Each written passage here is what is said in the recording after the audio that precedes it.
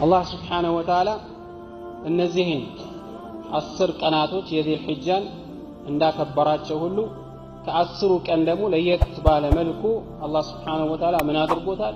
የዓረፋን ቀን አክብሮታል። በአጠቃላይ 10ሩ ቀናቶች የተከበሩ ናቸው።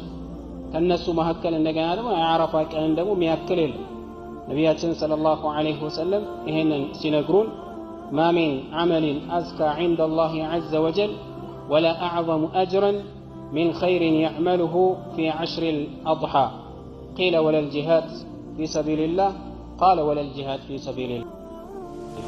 ነቢያችን ሰለላሁ ዐለይሂ ወሰለም ምን ይላሉ? በእነዚህ ቀናቶች ውስጥ ማለት ነው የሚሰራ ተግባር እጅግ በጣም አላህ ስብሓነሁ ወተዓላ ዘንድ የተመረጠ እጅግ በጣም ማለት ነው የተወደደ ነው፣ ከሌሎች ቀናቶች ምንም የማይፎካከረው የሆነ ሲሉ ነቢያችን ሰለላሁ ዐለይሂ ወሰለም ይናገራሉ።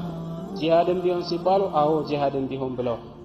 በአላህ መንገድ ላይ አንድ ግለሰብ ወጥቶ ነፍሱን ምንም ገንዘቡንም ነፍሱንም ሳይመለስ እዛው የቀረ ሲቀር ከዛ ውጪ ማለት ነው የትኛውም ኸይር ስራ የሚወዳደረው የለም ይላሉ።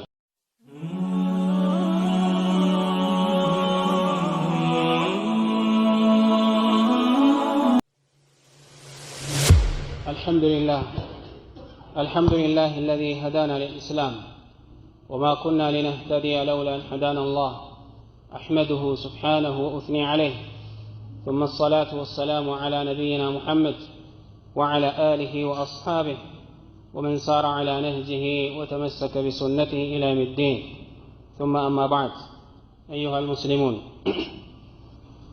أوصي نفسي وإياكم قبل كل شيء بتقوى الله عز وجل كهلهم بما سكدم الله سبحانه وتعالى بمفرات يا الله سبحانه وتعالى تزاز بما أكبر الله ያዘዘውን በመታዘዝና የከለከለውን በመከልከል ላይ ማስታወስን ወዳል። አላህ Subhanahu Wa Ta'ala በተለያዩ የቁርአን አንቀጾች ላይ ይሄንን ስለሚያስታውሰን እናንተ ያመናችሁ ሰዎች ሆይ አላህን ፍሩ ይላል። እናንተ ሰዎች ሆይ አላህን ፍሩ ይላል። አላህን Subhanahu Wa Ta'ala መፍራት የኸይር ነገሮች ሁሉ መክፈቻ ስለሆነ አላህ ያዘዘውን እንድንታዘዝ አላህ የከለከለውን እንድንከለከል የሚያደርገን የአላህ ፍራቻ ሲኖር በመሆኑም ነቢያችንም ሰለላሁ ዐለይሂ ወሰለም በየኹጥባቸው የሚያስታውሱት ይሄንን ያስታውሱ ነበር። አላህን እንድንፈራ የሚያስታውሱ የሆኑ አንቀጾችን ያነቡ ነበር። የዛሬ ኹጥባችን ስለ ዓረፋ ቀን የሚያስታውስ ይሆናል። በመጀመሪያ ደረጃ ዓረፋ ቀኑ ዓረፋ ተብሎ የተሰየመበት ምክንያት ለምንድን ነው ዓረፋ የተባለው? ይሄን የተባለ የተለያየ አባባሎች طيب ዓረፋ የተባለበት ምክንያት ምንድነው የሚለውን ሲያብራሩ ዑለማዎች ምን ብለዋል? የተለያዩ ምክንያቶችን የተለያዩ ሰበቦችን ጠቅሰዋል።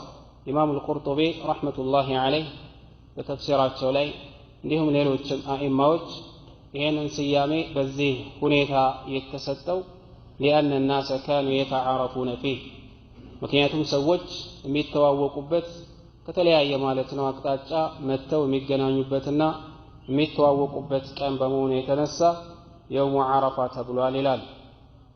ሌላኛው ምክንያት የተጠቀሰው ወቂለ ጅብሪል ዐለይሂ ሰላም ለኢብራሂም ዐለይሂ ሰላም ጠዋፍን እንዴት ማድረግ እንዳለባቸው ሲያስተምራቸው እንዲሁም መሻሂዶችን የሐጅ ተግባሮች የሚፈጸሙበት ቦታዎችን በሚያስተዋውቃቸው ጊዜ ዓረፍታ ይላቸው ነበር። አወክ ወይ እያለ ይጠይቃቸው ነበረ። ኢብራሂም ዐለይሂ ሰላም ዓረፍቱ እያሉ አውቄያለሁ እያሉ ይመልሱ ነበር።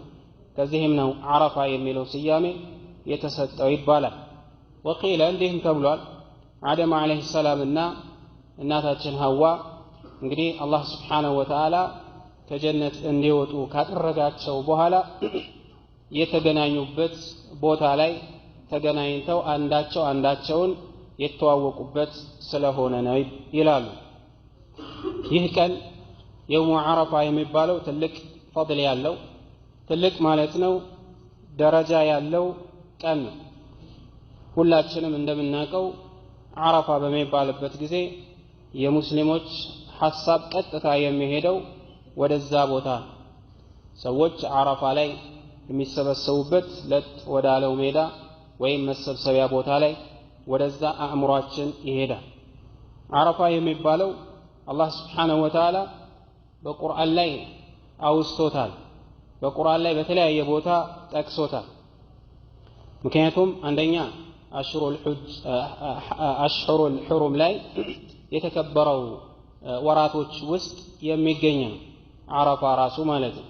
በአንደኛው ወር ውስጥ ስለሚገኝ አላህ Subhanahu Wa Ta'ala በተከበረው ቁርአን ላይ ኢነ ዒደተ الشهور عند الله 12 شهرا في كتاب الله እነዚህ አቆጣጠሮች አላህ ራሱ ማለት ነው ለኛ ያስተማረን ያስተዋወቀን የወራቶች ቁጥር አለ አላህ ዘንድ 12 ነው አለ አላህ Subhanahu Wa Ta'ala በኪታቡ ላይ የሰፈረው 12 ወሮች ናቸው። ይሄ ደግሞ አላህ Subhanahu Wa Ta'ala ሰማያትና ምድርን ከፈጠረበት ጊዜ ጀምሮ ያስቀመጠው ነው አላህ Subhanahu Wa Ta'ala منها 4 حرم ከነዚህ መካከል ደግሞ አራቶቹ የተከበሩ ናቸው አለ። እነዚህ የተከበሩት ወራቶች የተባሉት ዙልቀዒዳ ዙልሒጃ ሙሐረም እና ረጀብ ናቸው። እዚህ ውስጥ ምን ይገኛል ማለት ነው? ዙልሒጃ ይገኛል። በዙልሒጃ ውስጥ ደግሞ ማን ይገኛል? አረፋ ይገኛል ማለት ነው። የአረፋ ቀን ይገኝበታል። የአረፋ ቀን አያሙ አሽሩል ሐጅ ከሐጅ ወራት አንደኛው ነው የአረፋ ቀን። ምክንያቱም አላህ Subhanahu Wa Ta'ala በቁርአን ላይ አልሐጅ አሽሩ ማዕሉማት ብሏል።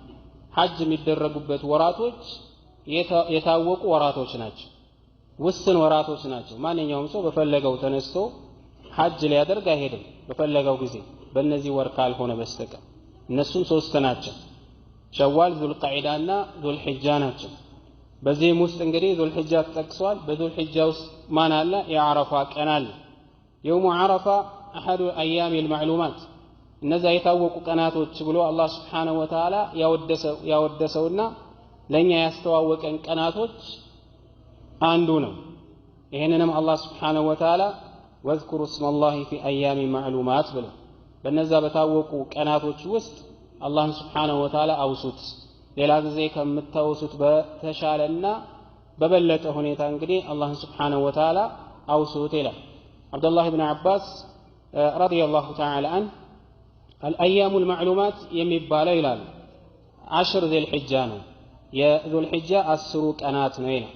በዚህ ውስጥ ደግሞ የአረፋ ቀን አለ። يوم عرفة أحد أيام العشر التي أقسم الله سبحانه وتعالى የአረፋ ቀን ማለት አላህ Subhanahu Wa Ta'ala ከማለበት ቀናቶች መካከል አንዱ ነው።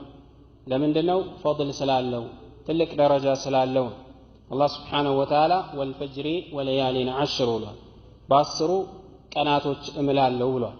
ኢብኑ አባስ ይሄንንም የተፈለገበት ኢነሃ 10 ذي الحجة ነው። የذي الحجة 10 ቀናቶችን የተፈለገው ይላል። በዚህ ውስጥ እንግዲህ የአረፋ ቀንም አለበት። አላህ Subhanahu Wa Ta'ala በእነዚህ በذي الحجة ቀናቶች ውስጥ ጠቅለል አድርጎ እንደማለው ሁሉ እንዲሁም የአረፋን ቀን ደግሞ ነጥሎ አውጥቶም በሱም እንደማለም ይናገራል። والسماء ذات البروج واليوم الموعود وشاهد ومشهود ብሏል አላህ Subhanahu Wa Ta'ala። በፈለገው መማል ይችላል አላህ Subhanahu Wa Ta'ala። ፍጡራኖች በአጠቃላይ የሱ ፍጡር ስለሆኑ በፈለገው ነገር መማል ይችላል። የሰው ልጅ የሚምለው በሱ ብቻ ነው፣ በአላህ ብቻ ነው። በመላእክታም ይሁን በነቢያትም ይሁን በተለያዩ ነገራቶች ሊምል አይፈቀድለትም። አላሁ Subhanahu Wa Ta'ala ግን በፈለገው ይምላል። እዚህ ቦታ ላይ በተለያዩ ነገራቶች ምሏል አላህ Subhanahu Wa Ta'ala። والسماء ذات البروج ብሏል። በቡሩጅ ባለቤት በሆነችዋ በሰማይ እምላለው ብሏል። واليوم الموعود وشاهد ومشهود በእነዚህም ቀናቶች እምላለው ሲል አላህ Subhanahu Wa Ta'ala ምሏል። አቢ ሁረይራ ረዲየላሁ ተዓላ አንሁ ባስተላለፈው ሐዲስ ላይ እዚህ ቦታ ላይ አሻሂድ የተባለው አላህ የማለበት የውመል ጁሙዓ ነው፣ የጁሙዓ ቀን ነው። ወልመሽሁድ የተባለው ደግሞ የውሙ አረፋ ነው። ያ የቀጠሮ ቀን የተባለው ደግሞ የቂያማ ቀን ነው። ማንም ሰው ማይቀርበት የሆነ ከአላህ Subhanahu Wa Ta'ala ጋር የሚገናኝበት ሒሳብ የሚደራረግበት ምንዳውን የሚቀበልበት ቀን አለ። በዛ ቀን ነው። በዚህ የቁርአን አንቀጽ ላይ እንግዲህ በአረፋ ቀን አላህ Subhanahu Wa Ta'ala ምሎበታል። የአረፋ ቀን ማለት አላህ Subhanahu Wa Ta'ala እነዚህን 10 ቀናቶች የዚል ሒጃን እንዳከበራቸው ሁሉ ከ10ሩ ቀን ደግሞ ለየት ባለ መልኩ አላህ Subhanahu Wa Ta'ala ምን አድርጎታል? የአረፋን ቀን አክብሮታል። በአጠቃላይ 10ሩ ቀናቶች የተከበሩ ናቸው። ከነሱ መካከል እንደገና ደግሞ የአረፋ ቀን ደግሞ የሚያክል የለም። ነቢያችን ሰለላሁ ዐለይሂ ወሰለም ይሄንን ሲነግሩን ما من عمل أزكى عند الله عز وجل ولا أعظم أجرا من خير يعمله في 10 الأضحى قيل ولا الجهاد في سبيل الله قال ولا الجهاد في سبيل الله ነቢያችን ሰለላሁ ዐለይሂ ወሰለም ምን ይላሉ? በእነዚህ ቀናቶች ውስጥ ማለት ነው የሚሰራ ተግባር እጅግ በጣም አላህ Subhanahu Wa Ta'ala ዘንድ የተመረጠ እጅግ በጣም ማለት ነው የተወደደ ነው፣ ከሌሎች ቀናቶች ምንም የማይፎካከረው የሆነ ሲሉ ነቢያችን ሰለላሁ ዐለይሂ ወሰለም ይናገራሉ። ጂሃድም ቢሆን ሲባሉ አዎ ጂሃድም ቢሆን ብለው በአላህ መንገድ ላይ አንድ ግለሰብ ወጥቶ ነፍሱን ምንም ገንዘቡንም ነፍሱንም ሳይመለስ እዛው የቀረ ሲቀር ከዛ ውጪ ማለት ነው የትኛውም ኸይር ስራ የሚወዳደረው የለም ይላሉ። እነዚህ ቀናቶች እንግዲህ እጅግ በጣም የተከበሩና የተወደዱ መሆናቸውን ከየትኞቹም ቀናቶች በላጭ መሆናቸውን በሚያብራሩበት ጊዜ ሐታ ከረመዳን እንኳን ቀናቶች እንኳን ሳይቀር ብለዋል። ከረመዳን ቀናቶች እንኳን ሳይቀር የተወደዱ ቀናቶች አሁን ያለንበት ምናልባት ዛሬ 5ኛ ቀን ደርሰናል ይመስለኛል። እና እነዚህ ቀናቶች ባቂ አለ፣ ሌሎች ደግሞ ቀሪ የሆኑ ቀናቶች አሉ። ምናልባት ያለፉት ቀናቶች በምን አሳልፈናቸዋል ሁላችንም ራሳችን እናውቃለን። ምን ስናደርግበት ነበር? ምን ስንሰራበት ነበር? እንዴት አለፉት? በጾም ነው ያሳለፍነው? ቁርአን በመቅራት ነው? ዚክር በመዘከር ነው? በሰደቃ በማድረግ ነው? በጾም ነው ወይስ በምንድነው ያሳለፍነው? ሁሉም ሰው ራሱን ያውቃል። ቀሪዎቹ ደግሞ በምንድነው ማሳለፍ ያለብን? ሼክ الاسلام ابن تيمية رحمة الله عليه ምን ይላሉ? وإن أيام العشر الأول من ذي الحجة أفضل باعتبار الأيام لأن فيها يوم عرفة ይላል። ቀናቶቹን ስናወዳድራቸው የረመዳንን ወርና አሁን ያለንበትን የዚል ሒጃን 10ሩ ቀናቶችን ስናወዳድር የዚል ሒጃ 10ሩ ቀን ይበልጣል። ምክንያቱም አሉ لأن فيها يوم عرفة የዚል ሒጃ 10ሩ ቀን በውስጡ ምን አለው? የአረፋ ቀን ስላለበት ይላል። በላጭነቱን ያገኘው የአረፋ ቀን ስላለበት። ከረመዳን 10ሩ ሌሊቶቹ ሲባል ግን አይ የረመዳን 10ሩ ሌሊት ከሆነ የመጨረሻው 10ሮቹ ሌሊት ላይ እነሱ ይበልጣሉ። ምክንያቱም ለይለተል ቀድር ስላለ በውስጡ ለይለተል ቀድር ስላለበት። እንግዲህ ዚል ሒጃን 10ሩ ቀን የተወደደ በላጭ እንዲሆን ካደረገው አንዱና ትልቁ ምንድነው? የአረፋ ቀን። ዑመር ኢብኑ ኸጣብ ረዲየላሁ ተዓላ ዐንሁ ምን ይላሉ? አንድ ግለሰብ መጥቶ ሚነል የሁድ እንዲህ እንዳላቸው ይናገራል። ያ አሚረል ሙእሚኒን አየቱን ፊ ኪታቢኩም የሆነች አንድ አያ አለች፣ አንድ የቁርአን አንቀጽ አለች። ተቅረኡነሃ የምታነቧት የሆነች የቁርአን አንቀጽ አለች። ለው ዐለይና መዕሸረል የሁድ እኛ የሁዶች ስብስብ የሆነው እኛ ላይ እንደው እቺ ነዘለት ወርዳ ቢሆን ኖሮ ይህችን ቀን ለተኸድና ذلك اليوم عيدا ይህችን ቀን ዒድ አድርገን እንይዛት ነበረ። ቃለ አዩ አየት የትኛው አያን ነው እንዲህ ብለህ የምትናገረው ብሎ ጠየቀው። ቃል اليوم أكملت لكم دينكم وأتممت عليكم نعمتي ورضيت لكم الإسلام دينا ይሄን የቁርአን አንቀጽ ነው። ይሄ የቁርአን አንቀጽ حتى اليهود يهودዎች እንኳን ሳይቀሩ የሚቀኑበት የሆነ የቁርአን አንቀጽ ነው። ዑመር ምን አለ? ቃል عرفنا ذلك اليوم ያ የወረደበትን ቀን እኮ ጠንቅቀን እናውቀዋለን አለ። በነብዩ ሰለላሁ ዐለይሂ ወሰለም ላይ የወረደው መቼ የትኛው ቀን እንደሆነ ጠንቅቀን እናውቃለን። وهو قائم بعرفة يا الله ملكتኛ በዓረፋ ቆመው እያለ يوم الجمعة በጁምዓ ቀን የወረደች አንቀጽ ናት። እንግዲህ ዲናችን የሞላበት የዲናችን ሙሉ መመሪያው ሙሉ መሆኑን የታወጀበት የተነገረበት ቀን ነው የዓረፋ ቀን ማለት። ስለዚህ ዲናችን የተሟላ ከሆነ ከዚህ የተሟላ ከሆነው መመሪያ የተፈቀደልኝ የትኛው ነው? የተከለከለው የትኛው ነው ብሎ እየቀዳ መውሰድ አለበት እንጂ አዲስ ፈጠራ የሚባል ነገር ምንም ተቀባይነት አይኖረውም በዲናችን ውስጥ። ወከዛሊክ ይህ የዓረፋ ቀን ነቢያችን ሰለላሁ ዐለይሂ ወሰለም ታላቅ ኹጥባ ያደረጉበት ታላቅ መልእክትን ያስተላለፉበት ምናልባት ያ ኹጥባ ያደረጉበት ራሱን የቻለ ብዙ ማለት ነው ኹጠቦች የሚያስፈልገው ብዙ ማብራሪያዎች የሚያስፈልገው እሳቸው ጀዋሚዕ ከሊም ጠቅለል ያለ ንግግርን ስለተሰጣቸው በትንሽ አረፍተ ነገር ብዙ መልእክቶችን ያስተላልፋሉ። በጣም በርካታ ሙስሊሞች በተሰበሰቡበት በርካታ ሰሃቦች በተሰበሰቡበት ከመቶ ምናምን ሺህ በላይ በተሰበሰቡበት በዛ ወቅት ላይ ወሳኝ የሚባሉ መልእክቶችን ያስተላልፉበት ከዛ መካከል ኢነ ዲማአኩም ወአምዋለኩም ወአዕራደኩም حرام عليكم كحرمة يومكم هذا في شهركم هذا يا الله ملكتنيا يا حزب بتسبسبበት የናንተ ደማችሁ የናንተ ገንዘባችሁ የናንተ ክብራችሁ አላህ Subhanahu Wa Ta'ala አክብሮታል كحرمة يومكم هذا ልክ የቀን እንደተከበረው ሁሉ ገንዘባችሁም ንብረታችሁም ደማችሁም ክብራችሁም የተከበረ አድርጎታል ያለ አግባብ ልትዳፈሩ አይገባም አሉ። ይህ ቀን እንደተከበረው ሁሉ ይህ ሀገር ማለት ነው እንደ አላህ እንዳከበረው ሁሉ እነዚህንም አክብሯል ሲሉ ነቢያችን ሰለላሁ ዐለይሂ ወሰለም ተናግረዋል።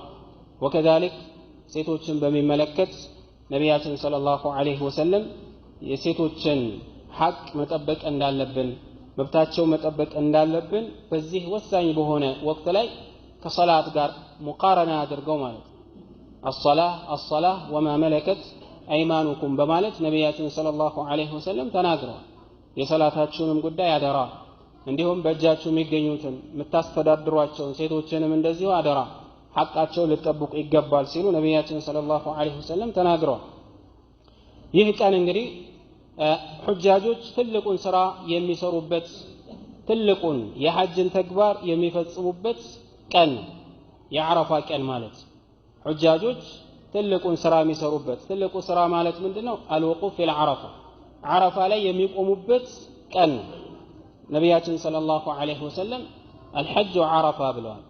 ሐጅ ማለት ዓረፋ ላይ መቆም ነው ብለው ስንት የሚሰራ ስራ እያለ ማለት ነው ወደዚህ መልሰውታል።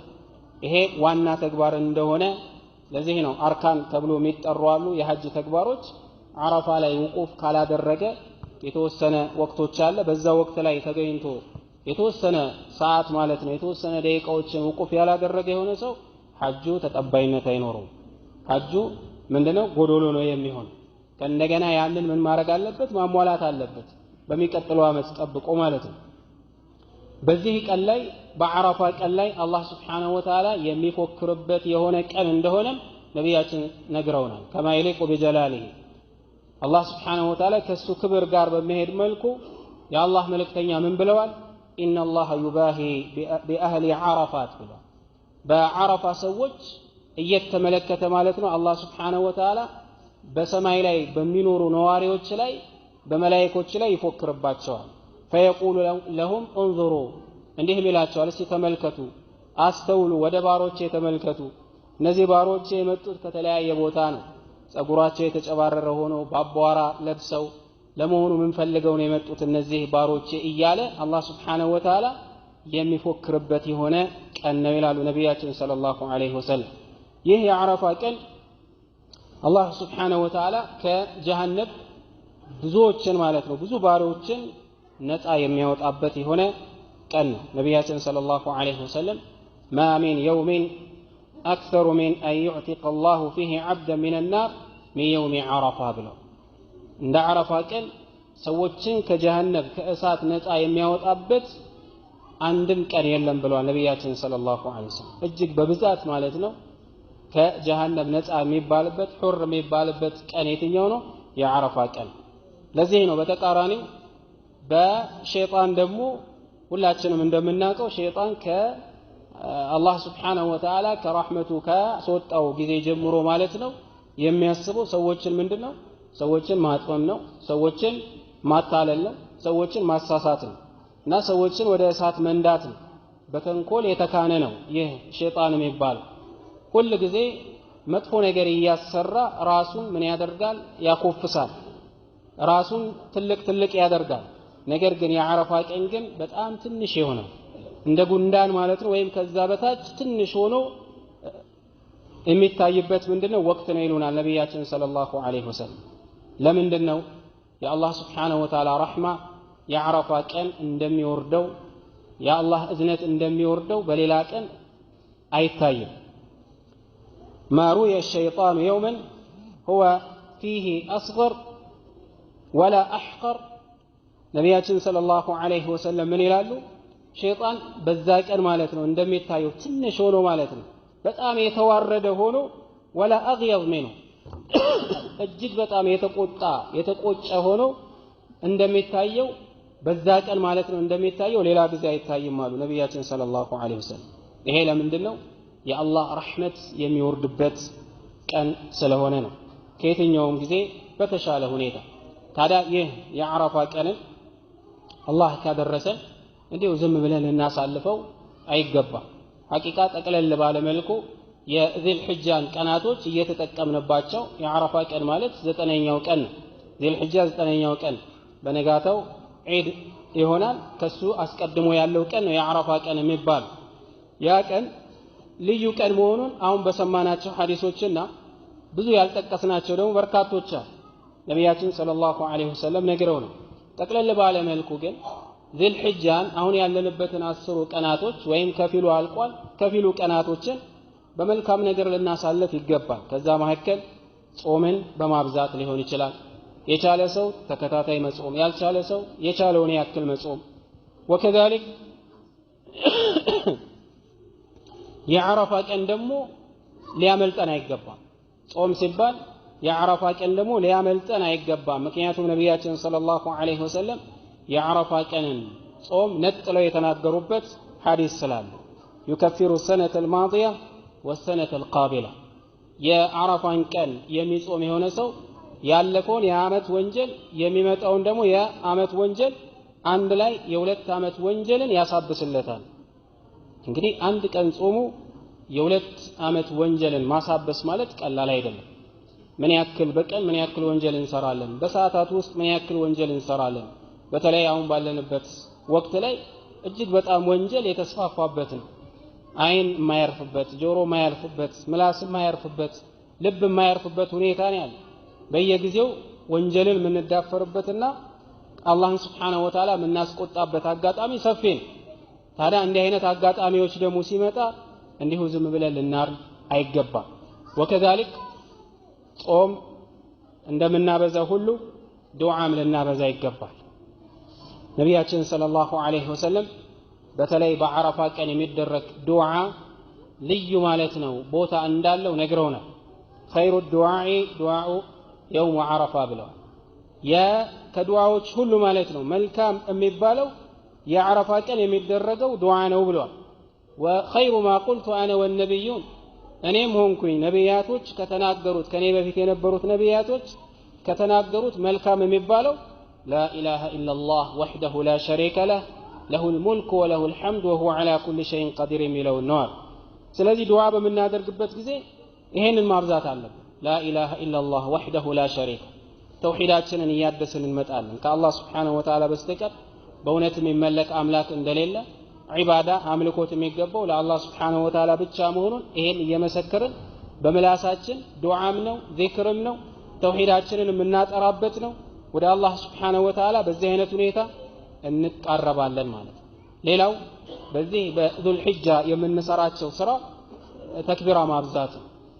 ተክቢራ ማብዛት ይፈልጋል ተክቢራ ሲባል ሁለት አይነት ተክቢራዎች ነው ያሉት ሙጥለቅና ሙቀየድ ይሆናል ልቅ የሆነ የተክቢራ አይነት አለ የተገደበ የሆነ የተክቢራ አይነት አለ ልቅ የሆነው የተክቢራ አይነት ዚል ሒጃ አንድ ብሎ ከገባ ጀምሮ እስካሁን ድረስ እስከ አያመ ተሽሪቅ ማለት ነው የሚቀጥል ነው ልቅ የሆነ ተክቢራ ሲባል ምን ማለት ነው በጊዜ በወቅት ያልተገደበ ወይ ከሰላት ጋር ወይ ከሆነ ጋር ያልተገደበ ማንኛውም ሰው ማለት ነው ወደ ሱቅም እየሄደ በመንገድ ላይም እየሄደ በመኪናም እየተጓዘ ስራም እየሰራ ቤት እየገባ እየወጣ የሚለው የተክቢራ አይነት በዚል ሒጃ ውስጥ ይሄንን ተክቢራ ማለት ይወደዳል ሁለተኛው ምን አይነት ተክቢራ ነው?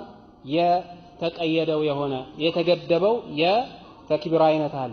ያም ከሰላት በኋላ የሚባሉ የተክቢራ አይነቶች ናቸው። እነዛ አያመ ተሽሪቅን የምንለው ይሆናል ማለት ነው። አላህ Subhanahu Wa Ta'ala ያደረሰን ከሆነ ከአረፋው ቀን ጀምሮ ሌላው የምናበዛው ነገር እንግዲህ ምንድነው? ሰደቃ ማብዛት፣ መልካም ንግግሮችን ማብዛት አዕማል ሷሊሃ የሚለው ውስጥ ስለሚገባና በዚህ ስለሚጠቃለል ሌሎችንም መልካም ስራዎች ልናበዛ ይገባል። ሌላው ልንጠነቀቅ በመጨረሻም ልንጠነቀቅ የሚገባው ነገር ምንድነው?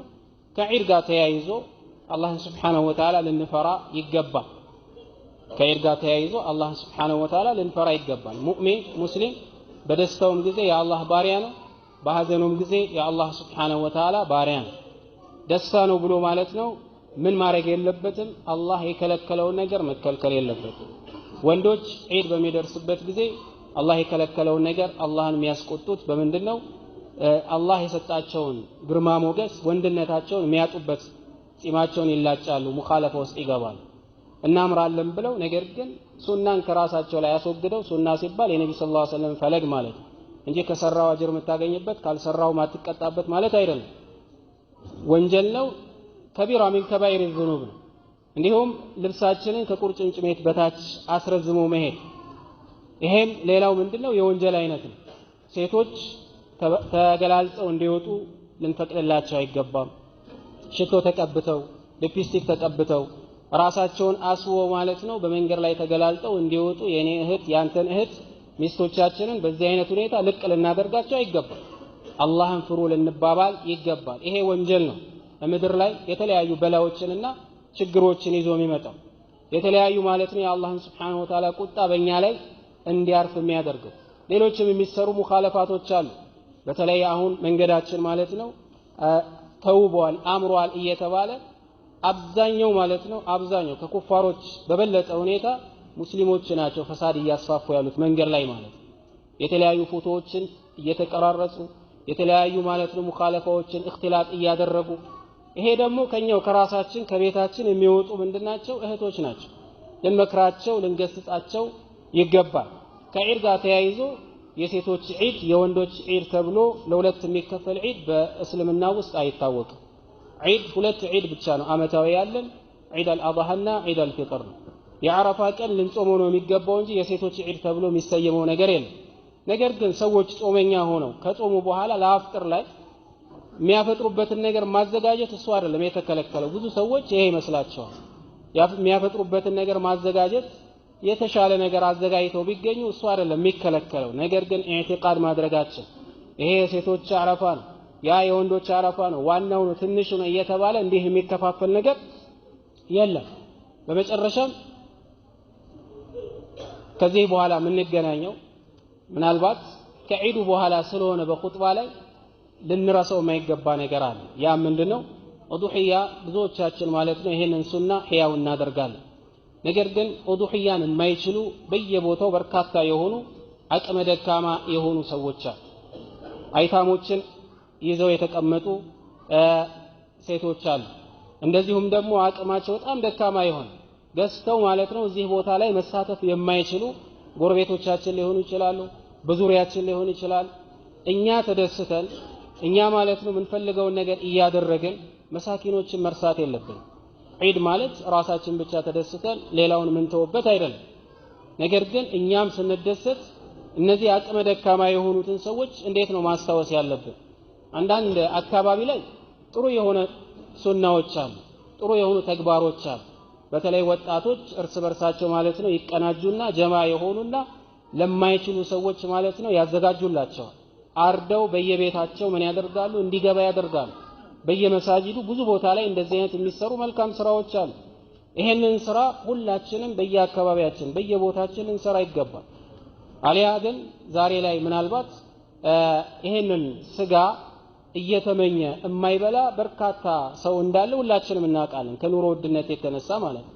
የዒዱ ቀንም ልክ እንደዚሁ ማለት ነው ሁላችንም ተሸክመን በምንገባበት ጊዜ ነገር ግን እነዚህ የቲሞች እነዚህ ማለት ነው አቅመ ደካማ የሆኑ ሰዎች ቤታቸውን ዘግተው ከፍቷቸው የሚቆዩ ከሆነ ሐቂቀተን ማለት ነው የኛን ኢማንን መጠየቅ ይኖርብናል። እስልምና ማለት የተዓውን እርስ በርሳችን የምንረዳዳበት እርስ በርሳችን የምንተዋወስበት ዲን እንጂ ነፍስያውን ብቻ ይዞ ማለት ነው ነፍስያውን ራሱን ማለት ነው የሚደሰትበት የግለሰብ የሆነ ህይወት የሚኖርበት ዲን አይደለም። ማህበራዊ ኑሮ ያካተተ የሆነ ምንድነው ዲን ነውና እርስ በርሳችን ምን ልናደርግ ይገባል? ማን ነው ደካማ የሆነ ሰው ለማን እናድርስ እየተባባልን ገና ካሁኑ ፕሮግራም ልናደርግ ይገባል። الله بسمعنا يمن التقم الله يدرجن عباد الله إن الله يأمركم أن تصلوا وتسلموا على نبيكم نبي الرحمة وقد أمركم بذلك إن الله وملائكته يصلون على النبي يا أيها الذين آمنوا صلوا عليه وسلموا تسليما اللهم صل وسلم على نبينا محمد وعلى آل محمد كما صليت على إبراهيم وعلى آل إبراهيم إنك حميد مجيد وآخر دعوانا أن الحمد لله رب العالمين.